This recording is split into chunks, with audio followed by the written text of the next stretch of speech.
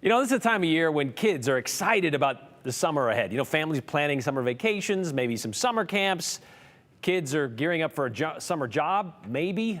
Unfortunately, this is also the time of year for school districts. Well, it's not really one to get too excited about because this is when their work behind the scenes begins.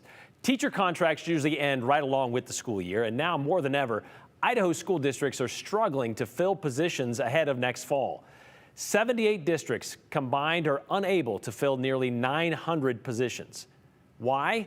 Well, Katya Stepovic asked that question and what the answer might mean for students.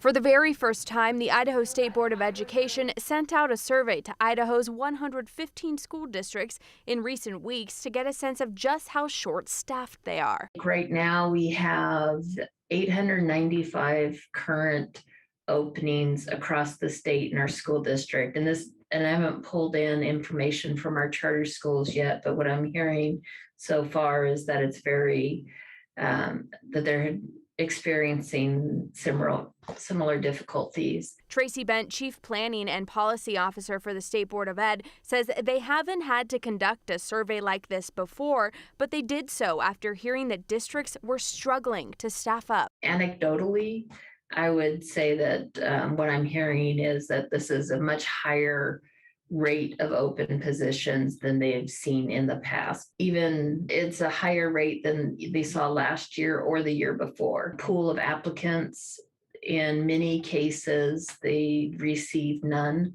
or they're not people that are fully certified on a standard certificate. And the reason? Mike Journey with the Idaho Education Association says is multifaceted. Given the kinds of salaries that we see other countries, even other states nearby, paying teachers, and after the long road of COVID-19, and then also the ongoing political situation that swirls around public education in this country, it's a very taxing thing for educators. Journey says right now more than half of Idaho educators are considering leaving the industry, and that's reflected by the number of open teacher positions. But we have a long way to go, especially here in Idaho, given the current situation. And so it's understandable, but it's also kind of scary. The best indicator of strong educational outcomes for a particular student is having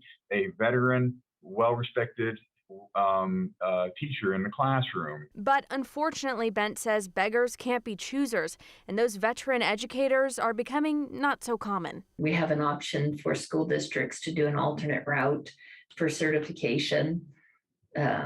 These are most commonly used for people that might have content knowledge but haven't gone through the formal training on how to teach.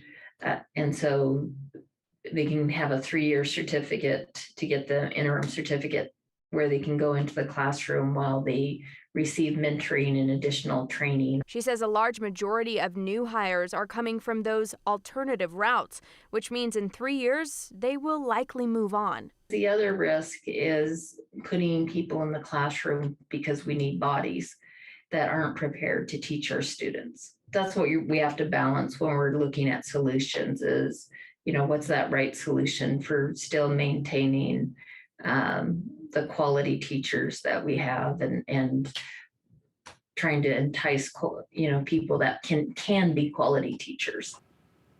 That is the struggle, and so far only 78 of the 115 districts in Idaho have responded to the survey, so the number of the open teaching positions likely is a lot higher. Brian?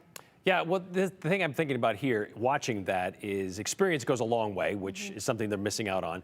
But Idaho is also one of the lowest paying states when it comes to teachers and stuff. So is there a grade level where they're really hurting at this point? Well, it is kind of across the board, but I will say most of the openings are the secondary level, so junior high and high school, at that time where a lot of kids are trying to decide what they want to do with their lives and careers ahead. There are also a lot of math and science positions to fill that are extremely hard to do. Mike Journey mentioned the political climate around teaching right now with all of this, everybody trying to tell teachers what they can and can't do inside the classroom and stuff. I can only imagine. All right, thank you very much, Katya.